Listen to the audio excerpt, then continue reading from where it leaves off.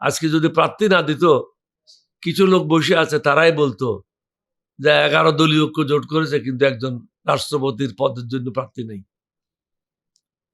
আমরাও জানান দিয়েছি যে আমাদের কাছেও প্রার্থী আছে, তোমাদের কাছে কি আছে মাল বাইর করো। এটা একটা দায়িত্ব, এটা কোনো আরামায়েশের জন্য করা হয় নাই বা এটা কোনো টাকা পয়সা লেনদেনের জন্য না। এটা একটা বিরাট দায়িত্ব। এটা দলমতের ঊর্ধ্বে উঠে, জাতি ধর্ম বর্ণের ঊর্ধ্বে উঠে দেশের মানুষের কাজ করতে হবে, দেশের স্বার্থ রক্ষা করতে হবে।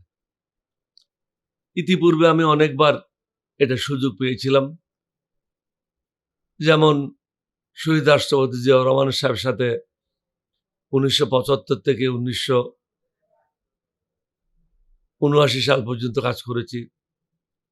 ওখানে আমি দেখি নাই কে আওয়ামী লীগ, কে বিএনপি, কে জামাত, এটা দেখি নাই। যার যেখানে সমস্যা হয়েছে সেই সমস্যা সমাধানের জন্য এগিয়ে গিয়েছি। 1991 সালে যখন আমি যোগাযোগ মন্ত্রী ছিলাম, হওয়ার কিছুদিনের মধ্যে প্রলয়ঙ্করী ঘূর্ণিঝড় হলো, ইতিহাসের সবচেয়ে বড় ঘূর্ণিঝড়।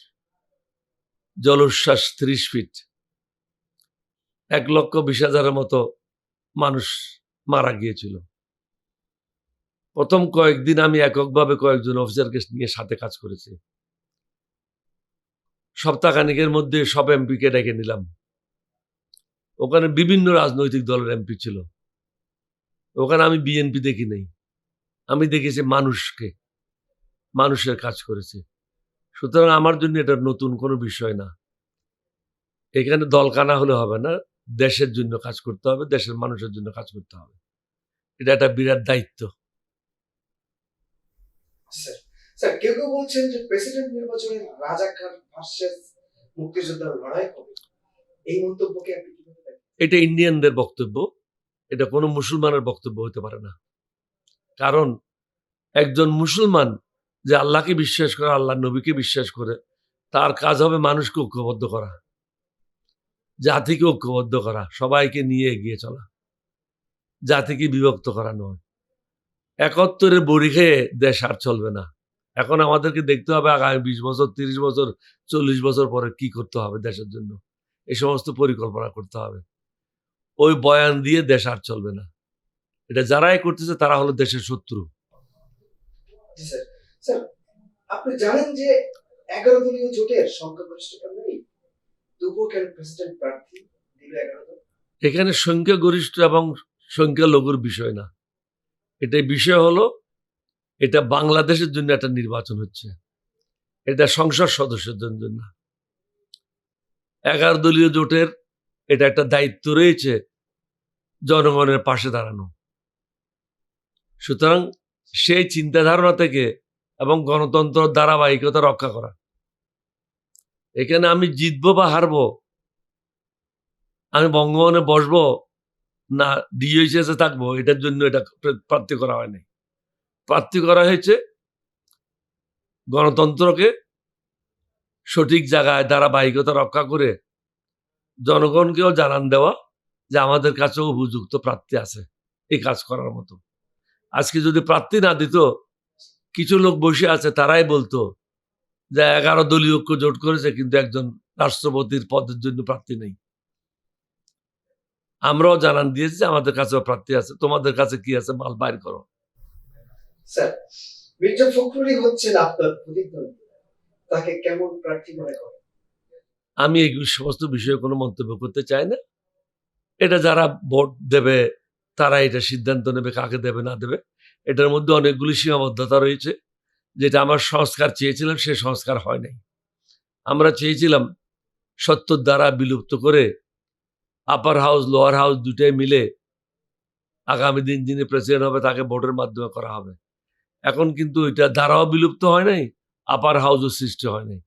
সুতরাং এখানে গ্রামোফোন রেকর্ড লেখা থাকে হিজ মেজেস্টিজ ভয়েস। রাষ্ট্রপতি ওই ব্যক্তি নির্বাচিত হবে প্রধানমন্ত্রী যাকে চাইবে।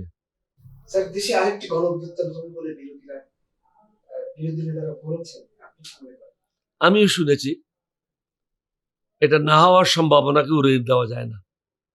কারণ জনগণ যে কারণে হাসিনাকে দেশত্যাগে বাধ্য করেছে, ক্ষমতা ছাড়তে বাধ্য করেছে, হাসিনাই ছিল ইতিহাসের সবচেয়ে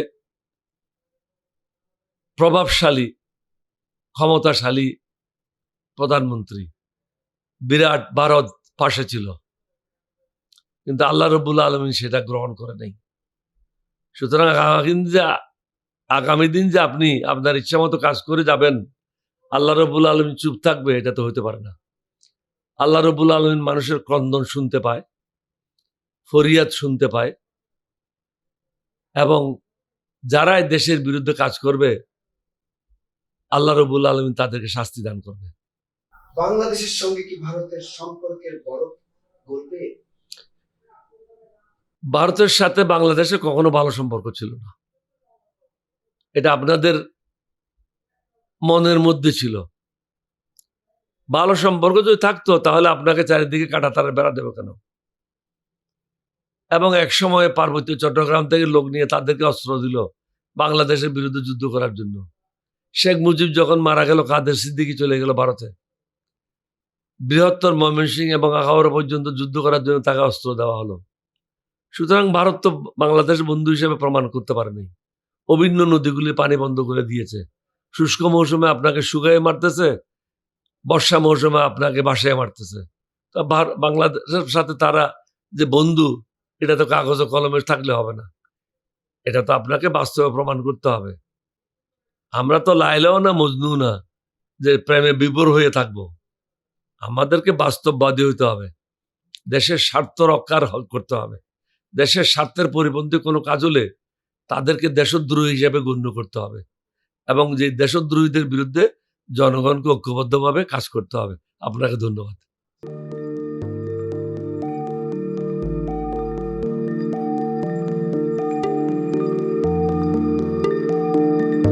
পহেলা জানুয়ারি 2026 ইউটিউব জার্নালিজমের অগ্রদূত changeTV.press সংগ্রাম মুখর 7 বছর পেরিয়ে পা রাখলো গৌরবান্বিত 8 বছরে। এই আনন্দ প্রহরে সবাইকে নিরন্তর শুভেচ্ছা।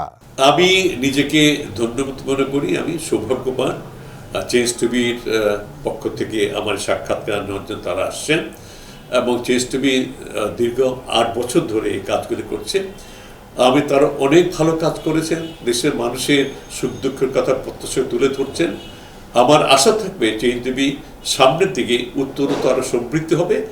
একটাই শুধু আমাদেরকে উপদেশ দিতে চাই তাদের কাছে, সেটা হচ্ছে সত্য কথাটা মানুষের সামনে তুলে ধরা, মানুষের ভিতরে কি চায় তাদেরটা তুলে ধরা, মানুষের প্রত্যাশা তুলে ধরা, এবং মানুষের মধ্যে এই যে দেশাত্মবোধটা এবং সত্যবাদীটা, এটা জাগরণ করে চেঞ্জ টিভির সামনের দিকে এগিয়ে যাবে।